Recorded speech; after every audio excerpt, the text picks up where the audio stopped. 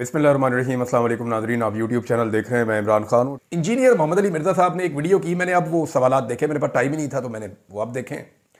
उन्होंने कुछ सवालात पूछे कि इनके जवाब जनाब दे दें, तो मैं इंजीनियर साहब को कुछ चीज़ें बड़ी क्लियर कर दूँ। एक तो कुछ सवालात उन्होंने जो पूछे वो पाकिस्तान तहरीक इंसाफ से उनको पूछने चाहिए और तहरीक इंसाफ ही उनको जवाब देगी।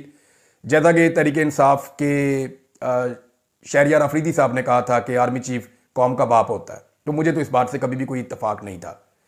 ये तो बात ही गलत है, कोई किसी का बाप नहीं होता, अपना ही बाप बाप होता है।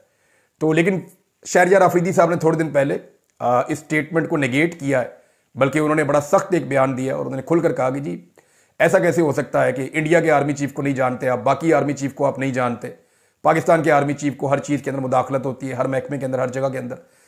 तो उन्होंने काफ़ी क्लियर किया अपने पुराने स्टेटमेंट को और उन्होंने बताया कि अब वो ऐसा नहीं सोचते।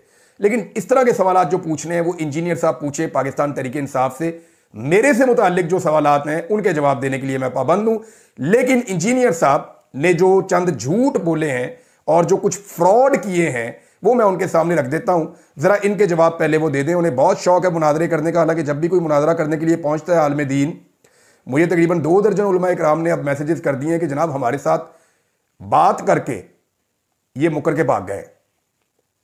यानी उलमा इकराम मुझे ये बता रहे हैं कि जनाब हमारे साथ राब्ते हुए हैं, हमने इनको सवालात भिजवाए, इनके साथ बातचीत की है, हमारी खतो किताबत हुई है, आपस में बातचीत हुई है, और ये हमेशा भाग जाते हैं मुनाजरे से। ये बहुत सारे उलमा इकराम को ये शिकवे और शिकायतें हैं।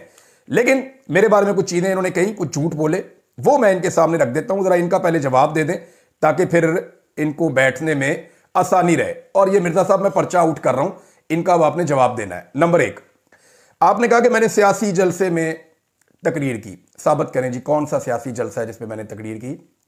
मैंने आज तक किसी भी सियासी जमात के जलसे में तकरीर नहीं की।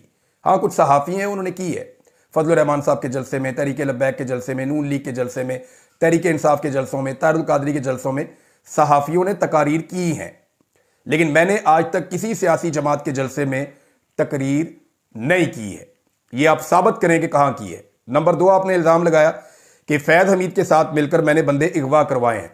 मैंने अपनी पूरी ज़िंदगी में फैज़ हमीद से ना कभी मुलाकात की, ना कभी उससे टेलीफोन पे बात की, ना कभी मैं उसको मिला 1 मिनट के लिए भी, 2 मिनट के लिए भी, कोई 1-2 जुमलों का तबादला भी नहीं हुआ।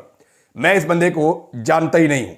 हाँ, ये पता था ये DGISI है पाकिस्तान का, लेकिन मेरी इसके साथ कभी कोई इंटरेक्शन नहीं हुई।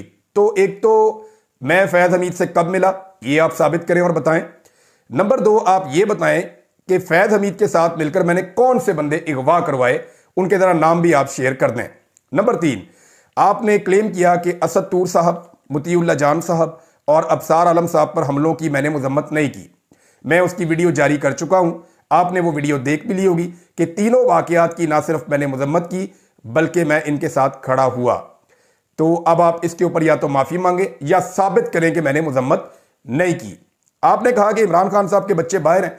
इस मामले पर आपने तनकीद की और लोगों को मना किया कि इमरान खान का साथ ना दें, अपने बच्चों को ना आने दें, और खुद अपने बच्चों के बारे में आपने कहा कि आपका काम मुश्किल है, लिहाजा आप अपने बच्चों को इस काम में नहीं लाना चाहते, बल्कि आप अपने बच्चों को बरतानिया में सेटल करवा देंगे। तो जनाब आपके बच्चे इतने कीमती हैं कि दीन के काम, इतना कीमती काम, इतना ऑनर वाला काम आप अपने बच्चों को वो नहीं करने दे रहे कि इसमें रिस्क है। लेकिन आप इमरान खान के बच्चों पर सेम टाइम में सेम तनकीद कर रहे हैं जो पाकिस्तानी है भी नहीं, उनकी माँ वहां की रहने वाली है, उनकी परवरिश शुरू से ही वहां पे हुई है। तो ये जनाब आप इसका भी जवाब देंगे कि अपने बच्चे आपको इस तरह क्यों लगता है और इमरान खान के बच्चों के बारे में आप ऐसा क्यों सोचते हैं। नंबर 5, आपने बैरून मुल्क जाने पर मेरा और अपने लीडर नवाज शरीफ का मवाजना किया है। नवाज शरीफ जब दोनों मरतबा पाकिस्तान से भाग कर बाहर गया तो दोनों मरतबा का मुआहिदा मौजूद है। एक मरतबा 50 रुपए का स्टाम्प पेपर और एक मरतबा नवाज शरीफ ने जो साद हरीरी साहब लेकर आए थे, बाद में मुआहिदा दिखाया था, 10 साल का लिखकर देकर गया था, और दोनों दफा खसूसी परवाजों में पाकिस्तान से भागा है आपका लीडर। मेरा आप कोई मुआहिदा लाकर दिखाएं या आप बताएं। मैं खुद बता चुका हूं कि मैंने पाकिस्तान से कैसे हिजरत की है।